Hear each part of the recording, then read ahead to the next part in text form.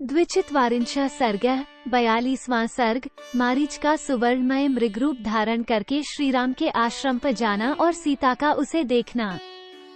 रावण से इस प्रकार कठोर बातें कहकर उस निशाचर राज के भय से दुखी हुए मारीच ने कहा, चलो चलें। 1.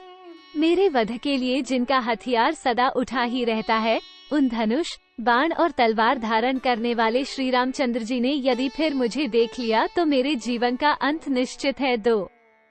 श्री रामचंद्र जी के साथ पराक्रम दिखाकर कोई जीवित नहीं लौटता है। तुम यमदंड से मारे गए हो, इसीलिए उनसे भिड़ने की बात सोचते हो।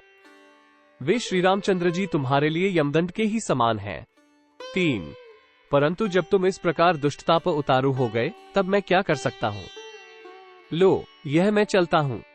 तात निशाचर, तुम्हारा कल्याण हो। 4. मारीच के उस वचन से राक्षस रावण को बड़ी प्रसन्नता हुई। उसने उसे कसकर हृदय से लगा लिया और इस प्रकार कहा। 5. ये तुमने वीरता की बात कही है, क्योंकि अब तुम मेरी इच्छा के वशवर्ती हो गए हो। इस समय तुम वास्तव में मारीच हो। पहले तुम में किसी दूसरे राक्षस का आवेश हो गया था। 6. ये रत्नों से विभूषित मेरा आकाशगामी रथ तैयार है। इसमें पिशाचों के से मुख वाले गधे जुते हुए हैं। इस पर मेरे साथ जल्दी से बैठ जाओ। 7. तुम्हारे जिम्मे एक ही काम है, विदेह कुमारी सीता के मन में अपने लिए लोभ उत्पन्न कर दो। उसे लुभाकर तुम जहाँ चाहो जा सकते हो। आश्रम सूना हो जाने पर मैं मिथिलेश कुमारी सीता को जबरदस्ती उठा लाऊंगा। 8. तब ताटका कुमार मारीच ने रावण से कहा, तथास्तु, ऐसा ही हो। तदनंतर रावण और मारीच दोनों उस विमानाकार रथ पर बैठकर शीघ्र ही उस आश्रम मंडल से चल दिए। 9:1/2 मार्ग में पहले की ही भांति अनेकानेक पत्तनों, वनों, पर्वतों, समस्त नदियों, राष्ट्रों तथा नगरों को देखते हुए दोनों ने दंडकारण्य में प्रवेश किया और वहां मारीच सहित राक्षसराज रावण ने श्री रामचंद्र जी का आश्रम देखा। 10:11:1/2 तब उस सुवर्ण भूषित रथ से उतरकर रावण ने मारीच का हाथ अपने हाथ में ले उससे कहा। 12:1/2 स्खे, ये केलों से घिरा हुआ राम का आश्रम दिखाई दे रहा है। अब शीघ्र ही वो कार्य करो जिसके लिए हम लोग यहाँ आए हैं। 13:1/2 रावण की बात सुनकर राक्षस मारीच उस समय मृग का रूप धारण करके श्री राम के आश्रम के द्वार पर विचरने लगा। 14 उस समय उसने देखने में बड़ा ही अद्भुत रूप धारण कर रखा था। उसके सींगों के ऊपरी भाग इंद्रनील नामक श्रेष्ठ मणि के बने हुए जान पड़ते थे। मुखमंडल पर सफेद और काले रंग की बूंदें थीं। मुख का रंग लाल कमल के समान था। उसके कान नीलकमल के तुल्य थे और गर्दन कुछ ऊंची थी। उदर का भाग इंद्रनील मणि की कांति धारण कर रहा था। पार्श्वभाग महुए के फूल के समान श्वेत वर्ण के थे। शरीर का सुनहरा रंग कमल के केसर की भांति सुशोभित होता था। 15:17 उसके खुर वैदुर्यमणि के समान, पिंडलियां पतली और पूंछ ऊपर से इंद्रधनुष के रंग की थी, जिससे उसका संगठित शरीर विशेष शोभा पा रहा था। 18 उसकी देह की कांति बड़ी ही मनोहर और चिकनी थी। वह नाना प्रकार की रत्नमयी बुंडकियों से विभूषित दिखाई देता था।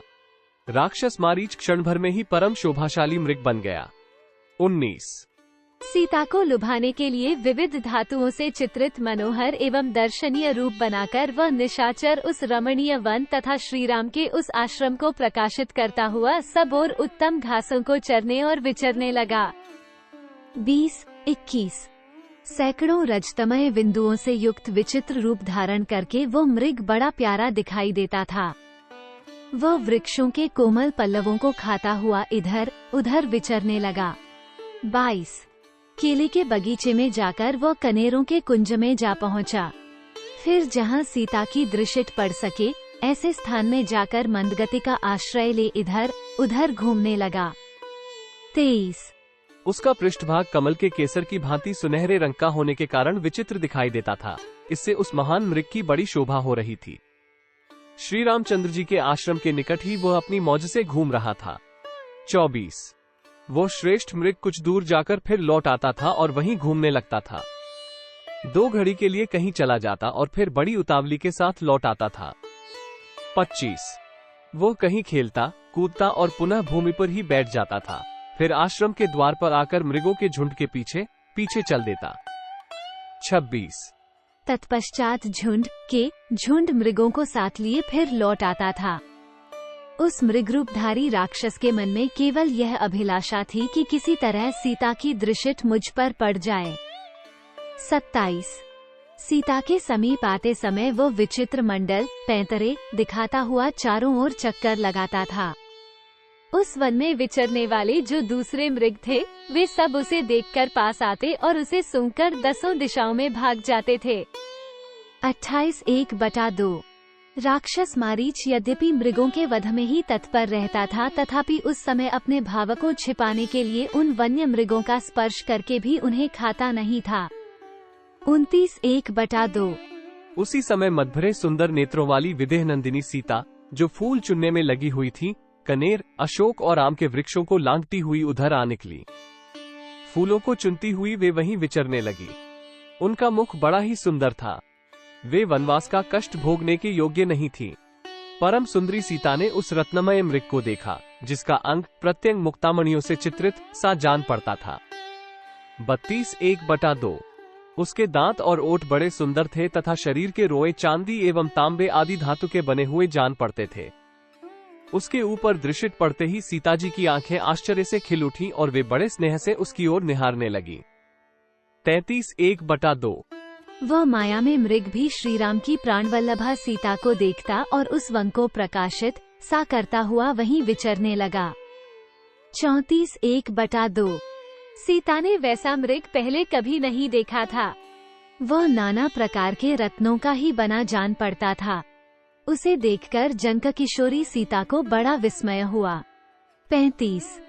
इत्यार्षे श्रीमद् रामायणे वाल्मीकि आदिकाव्यरण्यकाण्डे 24 सर्गः। इस प्रकार श्री वाल्मीकि निर्मित आर्ष रामायण आदिकाव्य के अरण्यकांड में 42वां सर्ग पूरा हुआ। 42।